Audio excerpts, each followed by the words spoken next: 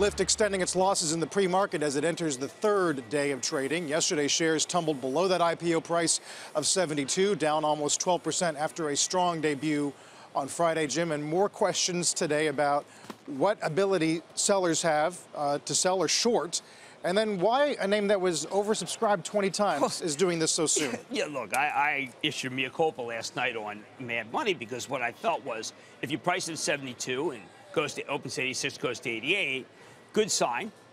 You release some of the buyers so that you find supply. This was considered to be a total revenue growth story, up 100%. Most companies that are losing money, that are growing that fast, find adherence. But now we got to question the syndicate desk. Where did they put it?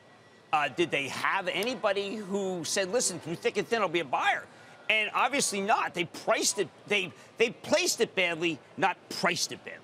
How much do you think they've taken off of Uber's potential price? Well, I'll tell you one thing. One of the things that I was very worried about was that there was going to be too much supply. What I didn't count on was that it would be the first deal. I mean, this is a very bad sign for the rest of these unicorns because it was handled. I mean, when you think about it, a group of retail buyers came in at the end. There were institutions that were trying to get enough to be able to build a very big position at 72, so that they got some at 72, and then they bought more that opening day. And now, I mean, people are like saying, oh, Twitter's a hard place for me today because when you admit that you're wrong, I mean, it's so much better to just say, you know what, I am right, shut up. But no, I said, listen, I thought it would hold at 72. Yeah. That is so wrong. But you know what? If you told people in this business who have worked for a long time that that thing would blow right past 72, they would say, no, there's no way. The syndicate test would never be that bad. There's no way they would place it that bad. I completely agree. Everyone agrees it's strange. Just really strange. This is so unusual. Do you know how many companies we have that at that level of growth that people say, listen, I don't care how much they're losing money? I mean, look at Wayfair, okay? Look at Twilio. Look at Okta. I mean, Okta is one of the best performers. They don't make any money. Right. So many companies don't make any money, and people love them. We don't often talk about Seaport Global. They started with a sell. Analyst firm initiates with a sell. Right. Their target's 42. Yeah, why don't they just make it -7? Right? Stocks do stop at 0, thank heaven. And their general take is that they believe structurally people are going to own cars, and they'll ride share as a supplement. Which is not true. I mean, we're going to hear car sales. They're going to be down, I think, a couple percent. It is very clear from I got parking lot analysis now. Can you imagine I got parking lot analysis in major cities? It's down because of rideshare. Now, 39% of this market is Lyft. 60% is Uber. So I thought that what would happen is this is a slap-happy duopoly where after these deals are done, they're going to raise price. After they've wiped out all the yellow cabs everywhere. That's what you do. Now, people never going to say, well, they're going to say that. But I just thought that with that kind of two different companies going at it, they're going to end up with good pricing power. Yeah. But I don't know where the people who said that I'll buy 10% of the deal at 72, what happened to them?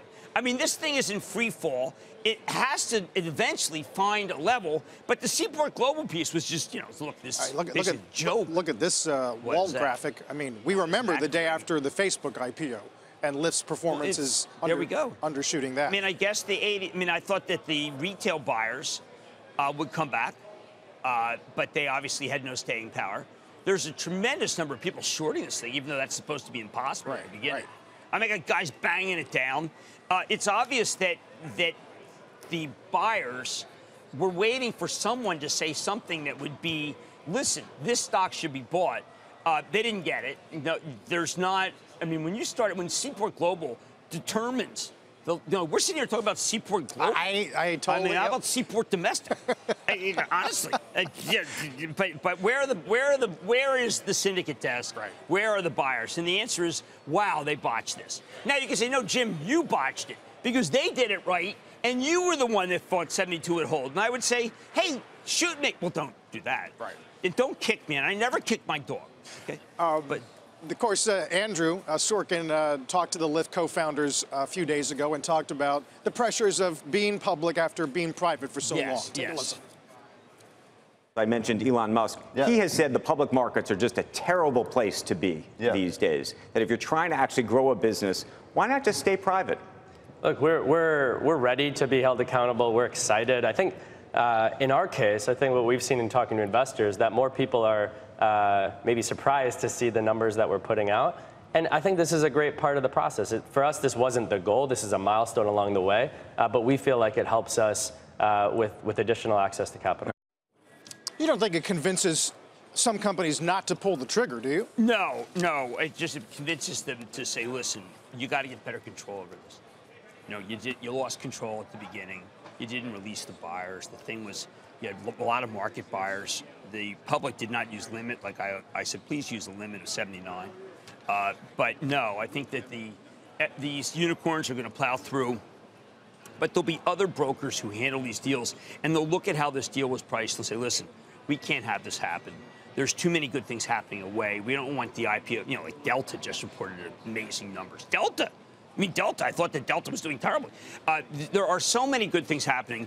We don't want, except for Walgreens. Holy cow, I got to go over to Walgreens today. Yeah. But there's so, and don't let this be something where, let's get a do-over. Let's look at Lyft, see how badly it was priced, and let's do something else. And let's get these ironclad buyers to come in. I mean, you know what? I think that what they'll do, Carl, is they will ask people, did you keep your Lyft? Now, it's always possible to lie. Sure. I think lying is bad policy. I go with the Lincoln thing. But there's absolutely a lot of people who lied and said, hey, we're buyers, and then they're nowhere to be seen. And, at a certain point, this thing's going to reverse. It's going to reverse violently. And then people are going to say, well, you know what?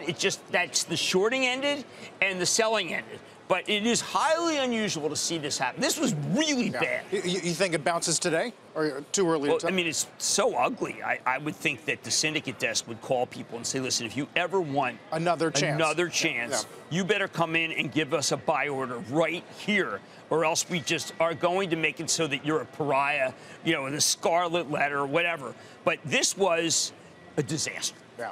And I didn't see it. Look, again, I raised my hand. I'm in the back of the class. I'm going to take the D. I'm going to take the incomplete because it's still too early. I can drop it. It won't hurt my transcript. I didn't get it right. Well, because it's unbelievable how badly they did this.